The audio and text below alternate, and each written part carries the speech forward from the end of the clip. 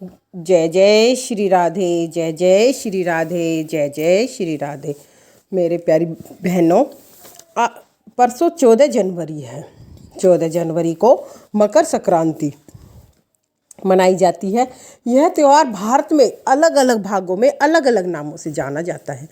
और हम हरियाणा में रहते हैं, तो हरियाणा में इसे सकरात के नाम से भी लोग जानते हैं। और इस दिन दान धर्म की विशेष महत्ता होती है कि इस दिन जितना दान दिया जाए वो कम है, और उसका यदि हम इस दिन जो दान देते हैं उसका हमें 100 गुना फल मिलता है।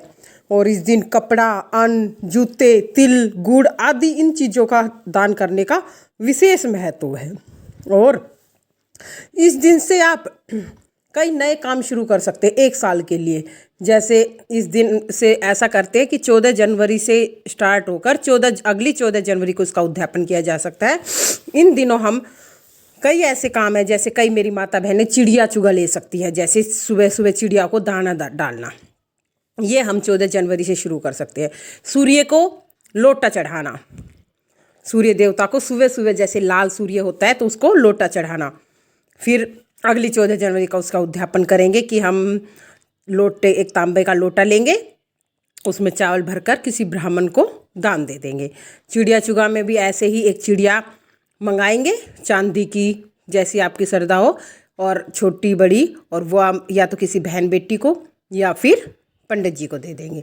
ऐसे नवग्रह की कहानी शुरू कर सकते हैं, नित्य नेम की कहानी शुरू कर सकते हैं, दीपक जलाने का नियम ले सकते हैं, भगवान की थाली निकालने का नियम ले सकते हैं कि 14 तारीख को, हर 14 तारीख को, महीने की हर 14 तारीख को भगवान की थाली निकालेंगे एक, और वो किसी मंदिर में भोग लगा के ब्राह्मण को दे दो, या अपने घर से, भाई मंदिर में नहीं तो किसी ब्राह्मण के घर भिजवा दीजिए। और धर्मराज की कहानी ले सकते हैं, और धर्मराज की कहानी के साथ साथ पोपाबाई की भी कहानी जरूर करनी चाहिए। धर्मराज की कहानी मैं आपको बताऊंगी कौन सी करनी चाहिए, और पोपाबाई की भी। और ये एक साल के लिए होती है, और फिर इसमें अगले बार इसका फिर उद्यापन करना चाहिए। धर्मराज की कहानी सुनने के बाद वो भी हम आपको बताएंगे कि क्या क्या चीज़ें इस दिन धर्मराज की कहानी में देनी चाहिए। और अपने घर के दरवाजे की सफाई, जैसे जो झाड़ू वाले आते हैं, वाल्मीकि सफाई कर्मचारी जो आते हैं, उनसे आप अपने घर के जो मुख्य द्वार होता है उसके आगे के सारे झाड़ू निकालने का, या तो आप उनको कह दें या आप स्वयं निकालें। 14 तारीख से सुबह जल्दी उठकर ब्रह्म मुहूर्त में, ये नहीं है कि हम लेट उठ के दोपहर को, सुबह ब्रह्म मुहूर्त में उठकर ये आपको स्टार्टिंग करनी है इन कामों की। और झाड़ू निकालें, और वो एक साल तक निकालें अपने घर, मायके में भी। यदि आप ससुराल में रहते हैं तो मायके की तरफ से आप किसी को सफाई कर्मचारी को कह सकते हैं कि भाई आप हमारे यहाँ झाड़ू निकाल देना। फिर अगली 14 तारीख को उसको हम कुछ दान दक्षिणा दे देंगे, जो होता है वो देंगे। ऐसे ही अपने ससुराल में मामा के और पति के मामा के, ये 4 रास्ते बताए हैं कि 4 रास्ते होते हैं, ताकि हमें मरणोपरांत किसी भी रास्ते पे जाए तो वो साफ मिले। कहने का अभिप्राय ये होता है कि हम मरने के बाद जब जाते हैं तो रास्ते हमें साफ मिलते हैं, उसमें हमें कोई, क्योंकि जैसे हम रास्ता साफ रखेंगे तो हमें साफ रास्ते मिलेंगे। ऐसे ही मेरी बहनों, रास्ते में कहीं कांटा कूटा पड़ा हो, जैसे कांटे की पड़ी हो, छड़ी पड़ी हो, तो हमें उसको कांच पड़ा हो तो हमें हटा देना चाहिए कभी भी। और इस तरह दरवाजे की सफाई का नियम लेने के बाद अगले साल उनको सब चीज़ें सफाई की, जैसे झाड़ू है, तसला है, सूट है, स्वेटर है, जितनी भी अपनी क्षमता होती है उसके अनुसार उनको दे देना चाहिए। और इस दिन गंगा सागर में स्नान करने का विशेष महत्व बताया गया है। जो कोई गंगा सागर में स्नान करता है उसको बहुत पुण्य मिलता है। और इस दिन हरियाणा में तो हर घर में चूरमा जरूर बनता है मेरी बहनों। चूरमा इस दिन बहुत जल्दी सुबह उठकर लोग बनाते हैं। और इस दिन जैसे जो भी कोई गरीब है, सहायता वाला है, जिसको सहायता की मदद की ज़रूरत है, उनको हम जितना दान देंगे, उनकी मदद करेंगे, वो बहुत लाभदायक है। और इसकी हम आपको एक थोड़ी सी छोटी सी मैं आपको कहानी बताती हूँ। आपको पता है सूर्य और शनि पिता और पुत्र हैं। शनि और सूर्य की दुश्मनी भी है, क्योंकि सूर्य साफ है और शनि काला है, तो सूर्य ने कहा कि ये मेरा बेटा नहीं है, क्योंकि शनिदेव तो काले हैं। तो और उस सूर्यदेव की पत्नी कौन है? छाया। तो जब उन्होंने छाया का अपमान किया सूर्यदेव ने, तो शनि महाराज को गुस्सा आया और वो अपनी माँ के साथ अलग घर में रहने लग गए। पहले जिस घर में रहते था वो कुंभ था, उसका नाम, जो इसमें सूर्य भगवान और ये रहते थे सब, उस घर का नाम था कुंभ। और फिर ये अपनी माँ के साथ अलग हो गए, चले गए। कुछ दिन बाद जैसे इनका घर कुछ कारणों से, सूर्य भगवान के कारणों से कुछ जल गया और नया घर बनाया, शनि महाराज का नया घर बना। और जिस दिन सूर्य घूमते हुए जैसे ही आए उत्तरायण से दक्षिणायन में, तो मकर राशि में आए और उन्होंने अपने घर का नाम रखा, नए घर का, मकर। जैसे सूर्यदेव आए तो शनि महाराज ने बड़े खुश हुए और उन्होंने अपने पिता का काले तिल देकर स्वागत किया और पिता भी बड़े खुश हुए और उनकी माता से माफ़ी मांगने गए थे कि भाई मुझे माफ़ कर दो। इस प्रकार जो नया घर बनाया शनिदेव ने, तो उनका घर नाम रखा मकर। तो अब शनि का कौन सा ग्रह है, घर है? मकर। पहले कुंभ में रहते थे शनि महाराज, अब मकर में। और अपने पिता का स्वागत किया तो पिता ने पुत्र को बहुत आशीर्वाद दिया कि इस दिन जो काले तिल का दान करेंगे और उस दिन से उनके घर में सुख समृद्धि होगी, घर में धन धान्य की वृद्धि होगी और उनकी सब मनोकामनाएं पूर्ण होंगी। सूर्य महाराज ने उनको आशीर्वाद दिया। इसलिए मकर में आने से सूर्य का मकर में घर में आने से, तो इसको मकर संक्रांति बोलते हैं। और ये हमेशा 14 जनवरी को ही मनाया जाता है। और इस दिन आप जितना हो तिल और गुड़ और वस्त्र और जूते, इन चीज़ों का जो दान बन पड़े आप ज़रूर करिए। डाकोत को दीजिए, सफाई कर्मचारी को दीजिए, अपने पोछे वाले को देना, बर्तन वाले को, सफाई वाले को, जितने आप देंगे उतना बहुत आपके लिए विशेष लाभदायक है। और आपको हम अब इस धर्मराज की कहानी और पोपाबाई की भी कहानी बताएंगे इस अगली वीडियो में।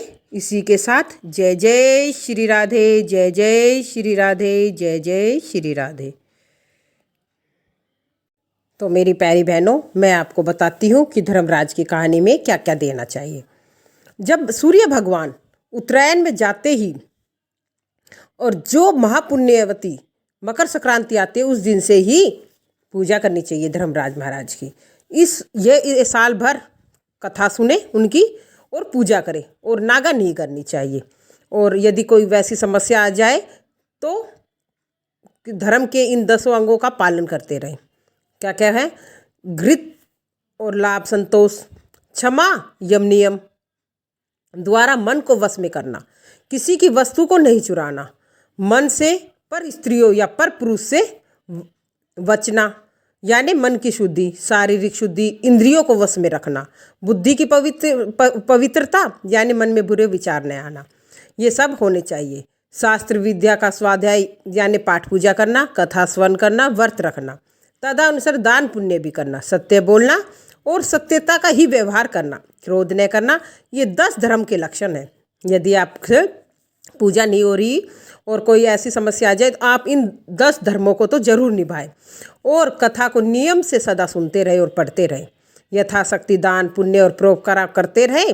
जब साल भर बाद फिर मकर संक्रांति आए तो उद्यापन करें 1 साल बाद। जैसे मैंने आपको बताया, सोने की या असमर्थ हो तो चांदी की मूर्ति बनवा लें। विद्वान ब्राह्मण के द्वारा पूजन हवन आदि करे। मूर्ति की प्राण प्रतिष्ठा कर, पंचामृत से स्नान कर, षोडोपचार से उसकी पूजा करें।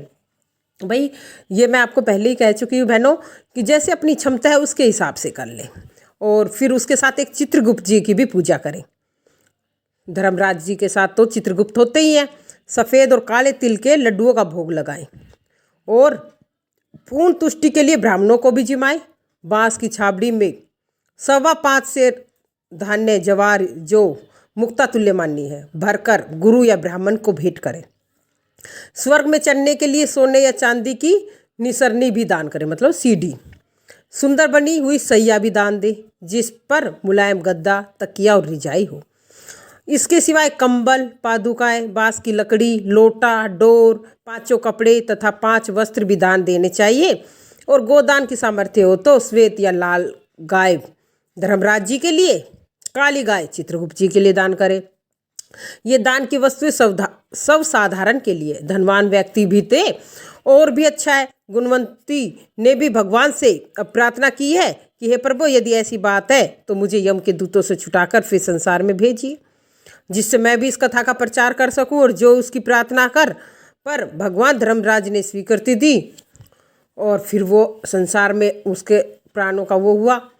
फिर नीचे आई और अपने पुत्र से कहने लगी कि मुझे भाई धर्मराज जी की कहानी कहनी है, जो मेरे कल्याण के लिए उसने मकर संक्रांति से ही उसने प्रतिदिन धर्मराज की पूजा कथा आरंभ कर दी और स्वर्ग में जाने के लिए दान पुण्य आदि कर्म आरंभ कर दिए। इस प्रकार गुणवंती साल भर में धर्म कथा सुनकर धर्म के 10 अंगों का पालन कर मृत्यु उपरांत स्वर्ग में पहुंची। जो देवताओं ने उसका आदर किया तथा स्वर्गीय भोगों को भोगती रही। और इस प्रकार घर में स्त्री या पुरुष इस धर्मराज व्रत कथा को श्रद्धा से प्रतिदिन पढ़ते हैं, दुखों से मुक्त हो जाते हैं।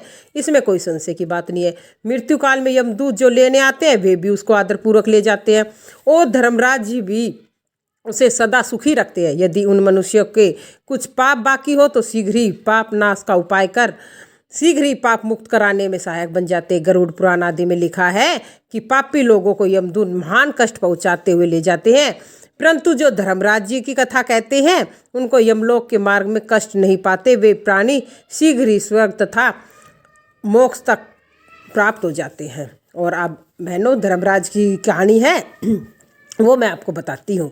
धर्मराज जी की कहानी थी, एक बुढ़िया माई थी जो व्रत और नियम बहुत रखती थी। एक दिन भगवान के घर से यमदूत उसे लेने आए। बुढ़िया माई यमदूत के साथ चली गई। आगे गहरी नदी बह रही थी, बुढ़िया माई डूबने लगी तो यमराज ने पूछा, माँ गाय दान की थी, गाय दान की हुई है क्या? बोले। बुढ़िया माई ने मन में गाय माता का ध्यान कर लिया तो गाय माता उपस्थित हो गई। गाय की पूंछ पकड़कर बुढ़िया माई नदी पार हो गई।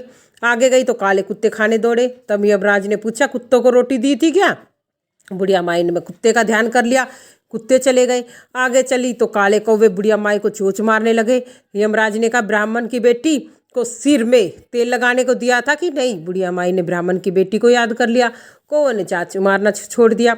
आगे गई तो पैरों में कांटे चुभने लगे।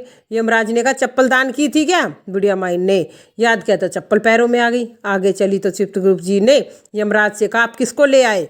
तब यमराज जी ने कहा, बुढ़िया माई ने दान पुण्य तो बहुत किए हैं पर धर्मराज जी का कुछ नहीं किया, इसलिए आगे के द्वार बंद है।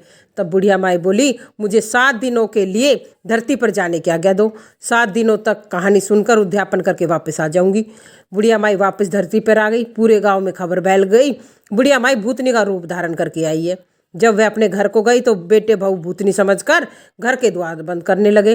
तब उसने अपने बहू बेटों को कहा, मैं भूतनी नहीं हूँ, मैं तो धर्मराज की कहने के अनुसार वापस आई हूँ और नियम अनुसार प्रत्येक दिन धर्मराज की कहानी सुनकर उद्यापन करके वापस परलोक चली जाऊंगी। यह सुनकर बेटे उद्यापन की पूजा की सामग्री एकत्रित कर दी, लेकिन कहानी का हुंकारा नहीं भरा। तब बुढ़िया माई पड़ोसन के गई, कहानी सुनने को कहा। पड़ोसन ने कहानी सुनी और हुंकारा भर दिया। बुढ़िया माई ने 7 दिनों के पश्चात कहानी सुनकर उद्यापन कर दिया, सभी सामान दान कर दिया। तब धर्मराज जी ने बुढ़िया माई के लिए धरती पर विमान भेजा। विमान देखकर सभी गांववासी स्वर्ग जाने को तैयार हो गए। बुढ़िया माई बोली, मेरी कहानी तो सिर्फ पड़ोसन ने सुनी है। तो सभी गांव वालों ने बुढ़िया माई के पाँव पकड़ लिए और धर्मराज की कहानी सुनाने का आग्रह किया। कहानी सुनने के पश्चात सभी विमान में बैठकर स्वर्ग पहुंचे। तो धर्मराज जी ने कहा, मैंने तो सिर्फ बुढ़िया माई के लिए विमान भेजा था, यहाँ तो सभी गाँववासी एकत्रित हो गए। तब बुढ़िया माई ने कहा, इनने सबने मेरी कहानी सुनी है, इसलिए आद्य पुण्य इनको भी दे दो। तब धर्मराज जी ने सभी ग्रामवासियों को स्वर्ग में वास दिया। सो हे धर्मराज जी महाराज, जैसे बुढ़िया माई को स्वर्ग में वास दिया और जैसे कहानी सुनने वाले और हुंकारा भरने वालों को दिया, ऐसे ही हमें भी देना। इस प्रकार प्यारी बहनों, धर्मराज जी की कहानी इस प्रकार है। और कि हमें इसमें कथा में भी बताया है कि हमें जरूर दान धर्म जरूर करना चाहिए और दान धर्म से ही कुछ मोक्ष की प्राप्ति हो सकती है। ये दान धर्म जीवन में जरूर है। दान देने से धन नहीं घटता मेरी बहनों। और इसके साथ आपको एक पोपाबाई की भी कहानी कहनी है, वो जरूरी है। एक पोपाबाई थी, वह भी नियम व्रत बहुत रखती थी। एक दिन अपने भाई भाभी से बोली, मैं शादी नहीं करूँगी, मेरी झोपड़ी गांव के बाहर बनवा दो और गांव की स्त्रियों से कह दो अपनी गाय और बछड़े मेरे यहाँ घास फूस चरने के लिए भेज दिया करो, बचा हुआ खाना वो मुझे भेज दिया करो। एक दिन नगर का राजा शिकार खेलने में गया। जंगल में झोपड़ी देखकर वही रुका और बोला, इस झोपड़ी में कौन रहता है? जब अंदर से कोई आवाज़ नहीं सुनाई दी तो बार बार दरवाजा खड़खड़ाने लगा। तब पोपाबाई बोल उठी, बोली कि कौन है मेरे द्वार पर आवाज़ दे रहा है? राजा ने कहा, मैं इस नगर का राजा हूँ, तेरे साथ शादी करूँगा। तब पोपाबाई ने कहा, जहाँ से आयो वहीं चले जाए, मैं प्राय पुरुष का मुँह नहीं देखती। राजा जबरदस्ती पोपाबाई को उठा ले जाने लगा। रास्ते में पोपाबाई ने राजा को श्राप दिया, उसका सारा राजपाट नष्ट हो गया। जब वह नगर पहुँचा तो रानियाँ कहने लगी कि वापस इसको वही झोपड़ी में छोड़ आओ। राजा जब पोपाबाई को छोड़ने गया तो रास्ते में पाप की नदी आई। राजा उस पाप की नदी में डूब गया। पोपाबाई धर्मराज जी के यहाँ पहुंची तो धर्मराज जी ने पोपाबाई को स्वर्ग का राज दे दिया। एक बार एक सेठ सेठानी मृत्युलोक में स्वर्गलोक को सिधारे प्रवेश करने के लिए स्वर्ग का द्वार बंद देखकर उन्होंने धर्मराज जी से द्वार खोलने का आग्रह किया। तब धर्मराज जी ने कहा, इस द्वार पर तो पोपाबाई का राज है। तब सेठ सेठानी ने कहा, हम तो पोपाबाई को नहीं जानते। तब धर्मराज जी ने कहा, 7 दिन मृत्युलोक में जाकर 8 खोपरों में राई भरकर 5 कपड़े ऊपर रखकर कहानी सुनकर उद्यापन करे और कहे कि राज है पोपाबाई का, लेखा लेगी राई राई का। बोलो पोपाबाई की जय। इस प्रकार मेरी प्यारी बहनों, ये पोपाबाई की कथा है। पोपाबाई की कथा में उद्यापन में खोपरे में राई भरकर 8 खोपरों में राई भरकर देनी है और उस पर 5 कपड़े देने हैं। और धर्मराज की कथा में आपको जो मैंने आपको बताया, बन पड़े कंबल, लोटा, लकड़ी, 5 कपड़े और पादुकाएँ, रजाई, जो मतलब छड़ी, टॉर्च, छतरी जो दे सकते आप वो दीजिए। तिल वगैरह, काले तिल चित्रकेतु के लिए और सफ़ेद तिल धर्मराज जी के लिए। तिल का दान जरूर करना, गुड़ देना और जितना आपसे बंस पड़े वो दान जरूर देना। कथा करने के बाद ब्राह्मण ब्राह्मणी को भोजन कराना, और ताकि आपको भी पुण्य मिले और आपके भी सारे जो दरवाजे हैं स्वर्ग के वो भी खुले मिले, कोई आपको कठिनाई ना हो। इसकी के साथ जय श्री राम, जय श्री राम, जय श्री राम।